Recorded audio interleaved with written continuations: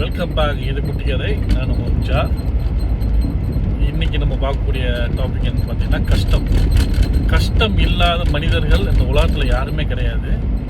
அதே மாதிரி நம்மளில் சில பேர் என்ன செய்வாங்கன்னா அவங்களுடைய கஷ்டத்தை மற்றவங்களோட ஒப்பிட்டு பார்ப்பாங்க. இப்போ ரோட்டில் யாராச்சும் ஒருத்தவங்க நல்லா சந்தோஷமாக போவாங்க, பார்த்தியா அவன்லாம் நிம்மதியாக இருக்கிறான், நம்ம ஏன் இப்படி இருக்கிறோம்.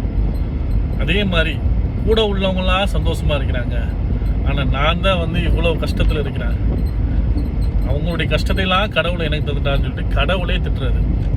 இவங்களுக்கான வீடியோ தான் இது. ஒரு தடவை ஒரு கடவுள்கிட்ட ஒருத்தன் கேட்குறான்னா, கடவுளே எனக்கு ரொம்ப தாங்க முடியாத கஷ்டமாக இருக்குது, ஏன் கஷ்டத்தை வேறு ஆள்கிட்ட கொடுத்துட்டு அவருடைய கஷ்டத்தை எனக்கு தான் அப்படின்னு. அப்போ கடவுள் சொல்கிறாரா, இல்லைப்பா இப்படிலாம் பண்ண முடியாதுப்பா அப்படின்னு. இல்லை நீ பண்ணியே ஆகணும், என்னால் என் கஷ்டத்தை தாங்கவே முடியல அப்படின்னு. ஸோ சரி ஓகேன்னு சொல்லிடுறாரு கடவுள். சரி நான் பண்ணி தர்றேன். அப்போ அந்த ஊரில் ஒரு அசரீதி கேட்குது, உங்களுடைய கஷ்டத்தை எல்லாத்தையும் ஒரு மூட்டையை கட்டி கொண்டு வாங்க, நைட்டு 10 மணிக்கு என்னுடைய கோயிலுக்கு கொண்டு வாங்க அப்படின்னு ஒரு அசரீதி கேட்குது. இப்போ நம்மளால் என்ன செய்யறானா உள்ள எல்லா கஷ்டத்தையும் உள்ளே போட்டு ஒரு பெரிய மூட்டையை கட்டி, அப்பாடா இந்த மூட்டையை இன்னையோட யார்கிட்டையாச்சும் கொடுத்து அவங்ககிட்ட ஒரு சின்ன கஷ்டத்தை நம்ம வாங்கிக்கிறணும் அப்படின்னு நினச்சிட்டு வீட்டை விட்டு வெளியே வர்றான். இவன் வெளியில் வர்றான், பார்க்குறான் ஒவ்வொருத்தனும் ஒரு பாறை அளவுக்கு, ஒரு காடி அளவுக்கு, ஒரு வீடு அளவுக்கு மூட்டையாக இழுத்துக்கிட்டு போகிறாங்க.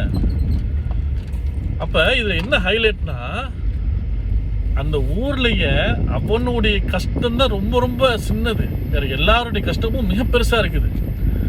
அப்போ இப்படி யோசிக்கிறான், அவசரப்பட்டோமோ அப்படின்னு. சரி என்ன பண்ணலாம் அப்படின்னு பின்வாங்கவும் முடியாதுல்ல, ஏன்னா இப்போ இவ தானே இந்த தேரை இழுத்து தெருவில் விட்டது, ஆமாம் அவ தானே இப்போ சரி பண்ணி ஆகணும் அப்படின்னு சொல்லிட்டு என்ன பண்ணலாம் அப்படிங்கிற அப்போ அடுத்து கடவுளுடைய அசரீதி கேட்குது, எல்லாரும் கோயிலுக்கு வாங்க. வந்தோடனே ஒரு 10 நிமிஷம் லைட் ஆஃப் பண்ணுவேன், உங்களுடைய அந்த கஷ்டத்துக்குள்ள அந்த பையெல்லாம் இருக்கும்ல எல்லாத்தையும் இந்த இடத்துல வச்சுருங்க அப்படின்னு கடவுள் சொல்கிறாரு. அதே மாதிரி மக்களும் சரிங்கிறாங்க. அப்போ நம்ம ஆள் பார்த்துக்கிட்டே இருக்கிறான், என்ன நம்ம ஹீரோ என்ன பண்ணலாம் அப்படின்ட்டு. அப்போ லைட் ஆஃப் பண்ணோம், லைட் ஆஃப் ஆச்சு, 10 நிமிஷம் ஆச்சு. ஆனானோன்னு பார்க்குறாங்க, யாருமே அந்த இடத்துல போய் வைக்கவே இல்லை அவங்களுடைய கஷ்ட பேக்கை. அவங்களுடைய அந்த கஷ்டத்துக்கான மூட்டையை இறுக்கமாக பிடிச்சிக்கிட்டாங்க.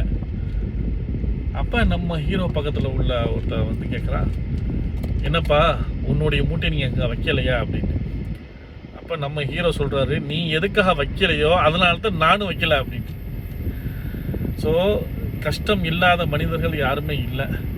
அப்படி கஷ்டம் வரக்கூடாது அப்படின்னா நம்மளுடைய விரலுக்கேற்ற வீக்கமாக இருக்கணும். அதாவது நீங்கள் ஒரு 2000 வெள்ளி சம்பளம் வாங்குறீங்களா, உங்களுடைய ஆடம்பர செலவு ஒரு 300 வெள்ளிக்குள்ளே தான் இருக்கணும்.